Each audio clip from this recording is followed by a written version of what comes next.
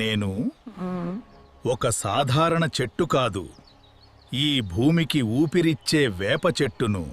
ఎండలు మండుతున్నప్పుడు మీకు నీడ ఇచ్చింది నేనే. చిన్నప్పుడు నా కొమ్మలపై ఊయల వేసుకుని నవ్వింది మీరే. నా కింద కూర్చొని పాఠాలు చదివింది మీరే. కానీ ఇప్పుడు నన్ను గుర్తుపెట్టుకుంటున్నారా?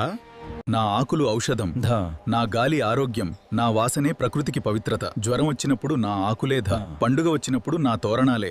అయినా రోడ్లు వేయటానికి, ఇళ్ళు కట్టడానికి మొదట నన్నే నరికేస్తున్నారు. ఒక చెట్టు పడిపోతే కేవలం కట్టెలు మాత్రమే కాదు, ఒక జీవితం ముగుస్తుంది, పక్షుల ఇల్లు పోతుంది, ప్రకృతి కన్నీళ్లు కారుస్తుంది. నన్ను కాపాడండి, నేను మీ భవిష్యత్తును కాపాడుతాను. ఒక మొక్క నాటండి, వేల ప్రాణాలకు ఊపిరి ఇవ్వండి. ప్రకృతిని ప్రేమించండి, ప్రకృతి మిమ్మల్ని ప్రేమిస్తుంది. నేను వేప చెట్టు, మీకోసం ఇంకా నిలబడి ఉన్నాను. ఈ వీడియో మీకు నచ్చితే ఒక లైక్ చేయండి, మీ ఫ్రెండ్స్ కి షేర్ చేయండి.